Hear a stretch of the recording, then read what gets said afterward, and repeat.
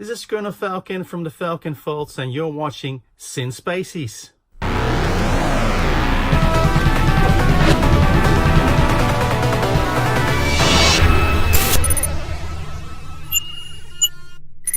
Spacies.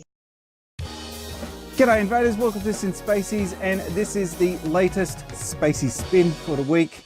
And there was a couple of news items that got my attention. It's been a bit of a slow news week, but a couple of things did get up on the radar for me. If you're new to the channel, give me a little bit of a subscribe down there, slap that subscribe button, and you'll be able to catch all my videos going forward. And give that bell a ring as well.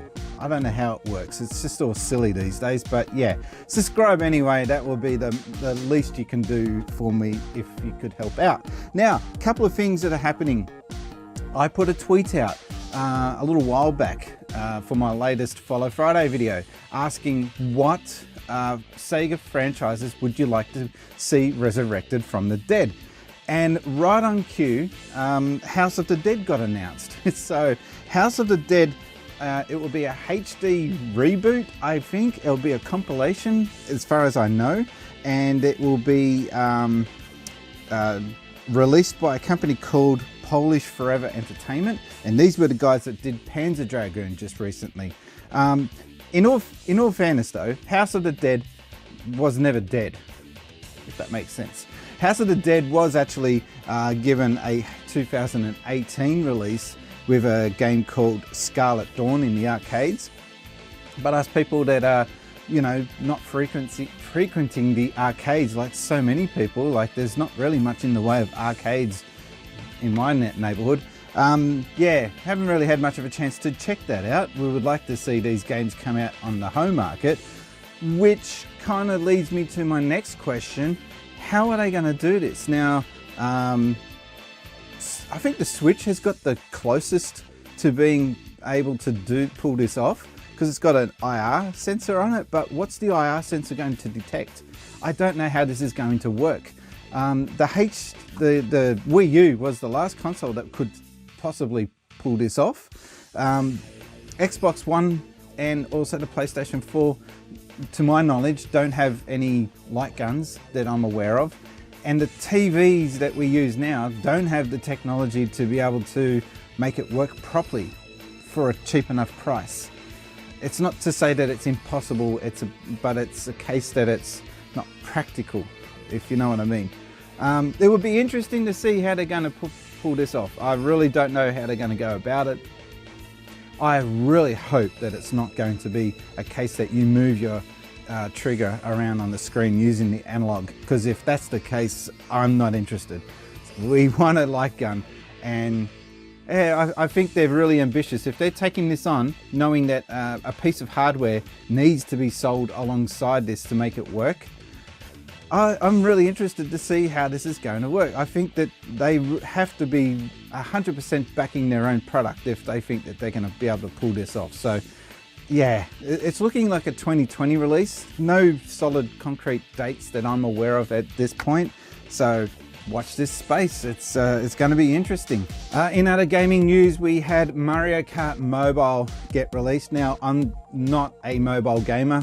I just do not have any mobile games actually on my mobile. The reason being is I don't want my battery to go flat. If I want a game, I will take my Switch, or I'll take my Vita, or I'll take my 3DS with me as a dedicated gaming device. But there are so many people out there that they don't want to go through that extra effort of taking a extra piece of hardware with them if they want a game, and they want to do it on their mobile phone. And I see it on the train. I can't pretend that it doesn't exist, that mobile gaming is really starting to take over. Once upon a time you used to see 3DSs and DSs on the train and Vitas, but that seems to be a thing of the past. I did see a guy rocking a Game Boy the other day though. That was kind of funny. But yeah, just gaming in general on a mobile device for me has never really been my cup of tea. The only way that I can see myself getting into mobile phone gaming or mobile gaming would be a dedicated piece of hardware that is standard, that has standard buttons for Google or for Apple that work across all games. And you know, that's just not going to happen. That Google and Apple just don't have that kind of control unless they gave one out with every phone, which they're not going to do because majority of people that buy a phone aren't gamers. It's just a fact of life. So getting away from all that, that's another topic I think for another video. But Mario Kart has convinced quite a few people to get on board, and it smashed Pokemon Go's record. So Pokemon Go had about 6 million downloads on day one, and Mario Kart has reached near 10 million. So that's pretty solid for a day one release. If any company was going to do it, it would have to be Nintendo. Nintendo would have to be a little chuffed at themselves too, I think, because this is a Nintendo-owned, wholly owned IP. So I think Nintendo would be kind of happy about that, to see a Nintendo product finally at number one, because Pokemon is not 100% owned by Nintendo. I think a lot of people forget that fact. But yeah, 10 million gamers now running Mario Kart on their mobile phone. So it's free to play, and from what I've seen of it, I haven't played it. Again, it won't interest me. I'm not a mobile gamer, but I've seen some memes out there about how hard it is to control, and it's just, you know, moving left and right. It's kind of divisive. A lot of people are liking it, and a lot of people are hating on it. So I don't know if I'd want to get in on that. To me, Mario Kart belongs in a controller, it belongs on the TV. And that's where I'm starting to think that Nintendo needs to be careful with this whole mobile phone gaming business that they're trying to enter into. You got to remember that it was only a couple of years back, not that long ago, that Nintendo were just reluctant to even talk about mobile gaming. Mobile gaming was their enemy. It was the nemesis. It was something that they just did not want to touch. And for many years they had to keep explaining themselves to investors as to why they're not entering into this lucrative market. And now they've had their backs against the wall, with a lot of investors demanding that they enter it, and now they're here. And I'm starting to see a negative effect that's coming out of as a result of them entering into the mobile market. 10 million user base. That's a huge user base number, that is. How many of those are actually going to convert to sales? Well, it's going to be, it only has to be a small percentage, and they're going to rake in the money. But the long-term effect for me is that this is damaging their IP, I think. That's just my personal opinion. I think that if they're going to be releasing games on a mobile platform, then it's going to water down the effect. I really hope that they do something to truly keep the two segregated, unless they can find a way that you can bring in your Switch controller and use it on a mobile phone to get a proper Mario Kart experience. I mean, the example that I'm pulling from is when they went with Amiibo mad on the Wii U with Animal Crossing, and they released this game which was absolute trash, and that kind of damaged the Animal Crossing brand. That's probably not going to stop it though from being a major success when Animal Crossing gets released early next year. But they've just got to be careful with their IP, is my opinion. I just think you can't put enough value in the IP that Nintendo have, and they need to do whatever they can to nurture it. And it doesn't take much to turn an IP into absolute garbage. So yeah, I'll be watching that with a lot of interest to see how they move forward with the mobile phone genre from here. Leave me a comment in the section below if you're a mobile gamer, if it's something that you're into, and tell me what is it that would convince me as a traditional hardcore gamer. What would you say would convince me as a gamer to go over to mobile phone gaming? Leave your comments down below. I'll be interested to see what you guys have to say. And that leads me to my last topic. Now we've got Apple just announcing that they're releasing Apple Arcade, which is similar to Game Pass but on a mobile phone platform. And again, mobile phone gaming, I don't know, it's not something for me, and I'm not going to bag people out that are into mobile phone gaming. I just don't know how you can do it. It's a generational thing, I think, too. I've seen a neighbor up the road he was playing a platform game using nothing but the touchscreen, and he couldn't get past this certain part, and he asked me to do it, and I just couldn't use it. I can't use touchscreen controls. It just does my head in. So I had to give it back to him. So I think that kind of leads on to the next topic, and that is Apple Arcade going to be a sustainable platform? Is it going to be something that can continue to last into the future?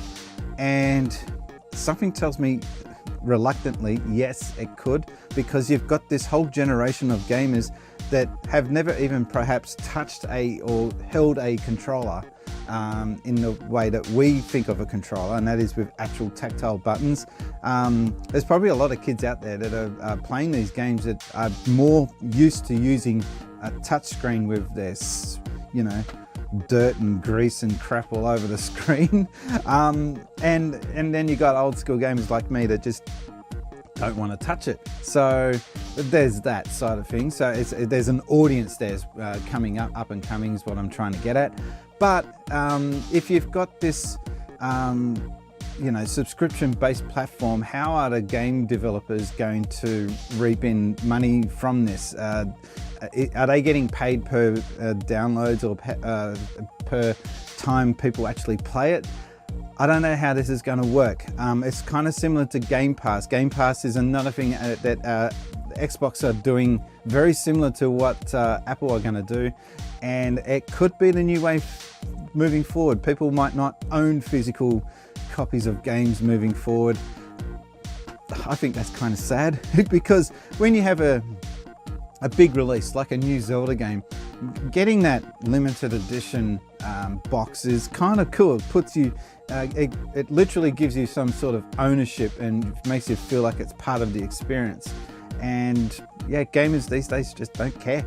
So, but anyway, I think I'm kind of changing the topic a little bit here.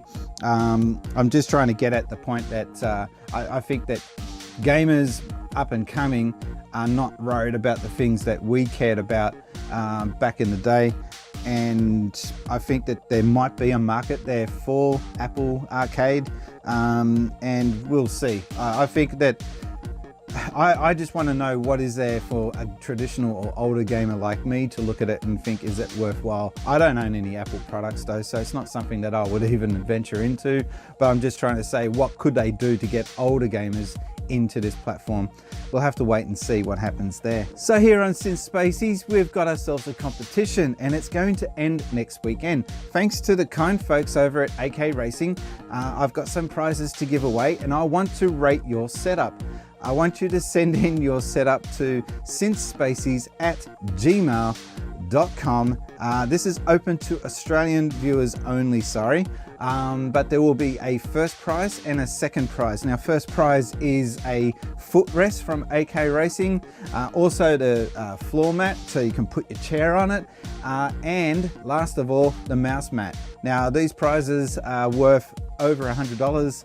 I think it was 120. I can't remember off the top of my head, but they're quite decent products, and they're not flimsy by any means. So they're very solid products.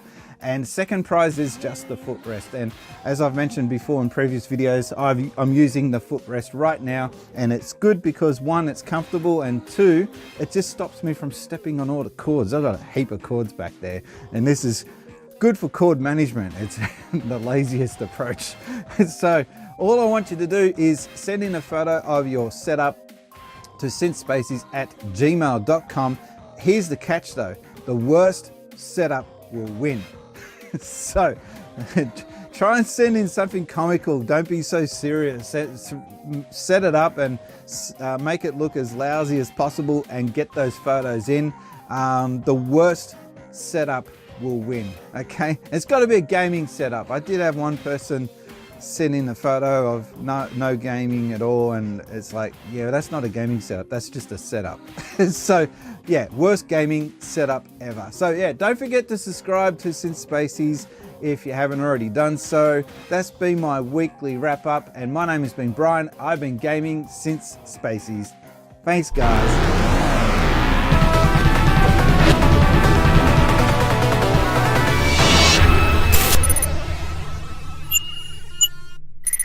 Since Spacies.